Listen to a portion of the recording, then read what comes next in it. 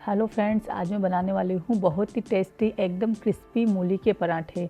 इसे आप नाश्ते या डिनर में कभी भी बनाकर खा सकते हैं।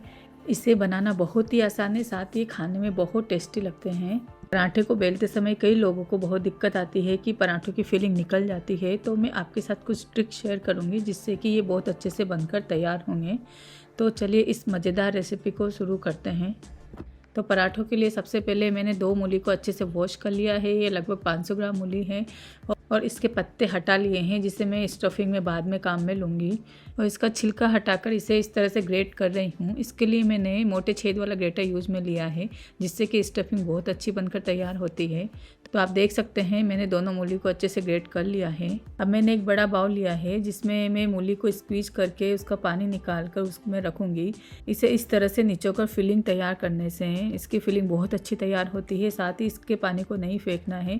इसके पानी से मैं आटा लगाकर तैयार करूँगी, जो कि बहुत पौष्टिक होता है। तो आप इस बात का खास ध्यान रखें कि इसके पानी को नहीं फेंकें। साथ ही इससे पराठों का टेस्ट भी बढ़ जाता है। अब मैं पराठे बनाने के लिए आटा तैयार कर रही हूँ। तो उसके लिए मैंने लगभग 2 बाउल आटा लिया है।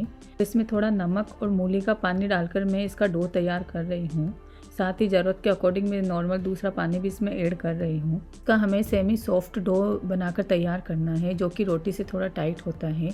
अब मैं इसे 10 से 15 मिनट के लिए रेस्ट के लिए रख रही हूँ, जिससे कि अच्छे से सेट हो जाए। जब तक हमारा डो तैयार हो रहा है, हम पराठों के लिए फिलिंग तैयार कर लेते हैं।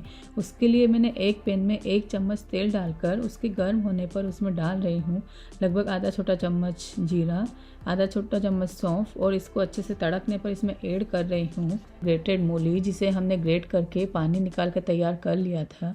आप चाहें तो यहाँ पर जीरा और सौंफ के बाद कटी हुई हरी मिर्च, अदरक और कटा हुआ प्याज भी ऐड कर सकते हैं। मैं इसमें कुछ बेसिक मसाले ऐड कर रही हूँ। उसके लिए मैंने लिया है आधा छोटा चम्मच मिर्ची, स्वादानुसार नमक मैं यहाँ पर पिंक साल्ट यूज़ में ले रही हूँ, जिससे इसका टेस्ट बहुत अच्छा आता है, आधा छोटा चम्मच हल्दी पाउडर। और अब इन सबको अच्छे से मिला रही हूँ ताकि मसाले मूली के साथ इक्वली मिक्स हो जाए।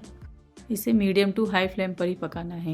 यहाँ हमें मूली को 2 से 3 मिनट के लिए ही पकाना है, और इसको और ज़्यादा पकाने से मसाला सोगी हो जाता है और पराठे बनाते समय ये चिपकता है, इसलिए इसे ज़्यादा ना पकाएं। और अब मैं इसमें ऐड कर रही हूँ मूली के पत्ते, जिसे हमने वॉश करके कट कर लिया था। साथ ही मैं इसमें ऐड कर रही हूँ धनिया पत्ते, और मैंने गैस की फ्लेम को बंद कर दिया है। तो आप देख सकते हैं हमारा स्टफिंग तैयार है। तो अब इसे हम ठंडा करने के लिए रखेंगे। साथ ही हमारे आटे को भी रखे हुए 10 से 15 मिनट हो गए हैं। तो अब मैं इसे घी लगाकर इसको थोड़ा चिकना करके वापस से थोड़ा गूँथ रही हूँ, ताकि ये थोड़ा अच्छे से सॉफ्ट हो जाए और इसके पराठे नहीं फटें।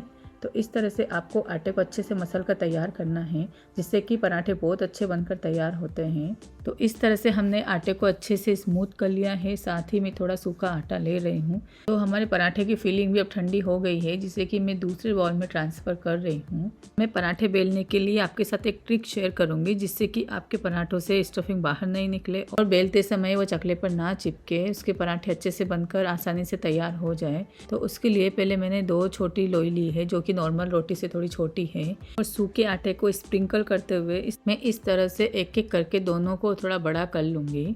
इस तरह से 2 रोटी बनाकर पराठे बनाने से वो बहुत आसानी से बन जाते हैं।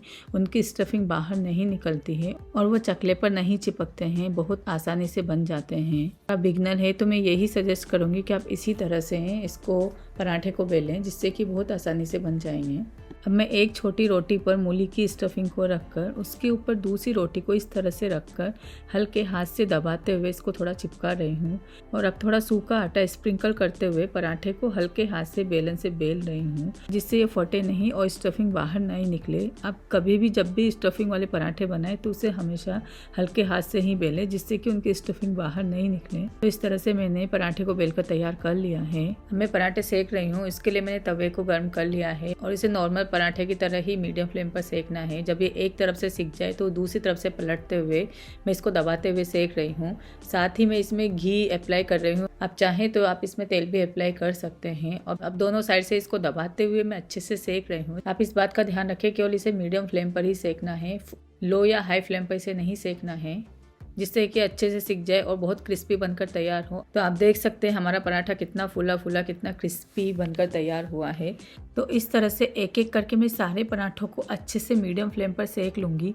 ये हरी तीखी चटनी के साथ खाने में बहुत ही टेस्टी लगते हैं, साथ ही ये बहुत हेल्दी भी होते हैं। आप इसे सुबह के नाश्ते, लंच या डिनर में बना सकते हैं। बस इसे बनाते समय आपको कुछ खास बातों का ध्यान रखना है, जिससे कि ये बहुत आसानी से बनकर तैयार हो जाएंगे। जैसे कि मूली को ग्रेट करने के बाद उसका पानी अच्छे से निकालें और उसके पानी से आटा गूंथकर तैयार करें। साथ ही पराठों में फिलिंग भरने के बाद उसे हल्के हाथ से ही बेलें, जिससे कि वो फटे नहीं और बहुत अच्छे बनकर तैयार हो। अब मैं आपको इसके अंदर की फिलिंग दिखाती हूँ, ये कितनी अच्छी लग रही है। तो इस तरह से मैंने सारे पराठे बनाकर तैयार कर लिए हैं। अब मैं इसे एक प्लेट में हरी चटनी और टमाटर की खट्टी मीठी चटनी के साथ सर्व कर रही हूँ।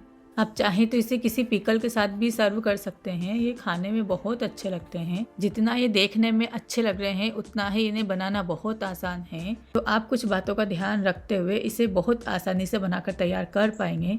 खाने में बहुत टेस्टी और बहुत हेल्दी होते हैं। घर में ये सब लोगों को बहुत पसंद आते हैं। तो आप भी इस तरह से मूली के पराठे बनाइए। मुझे पूरा यकीन है कि आप इसे बहुत आसानी से बनाकर तैयार कर पाएंगे। और अगर आपको मेरी रेसिपीज़ पसंद आ रही है तो please like, share and subscribe करना ना भूलें। Thank you.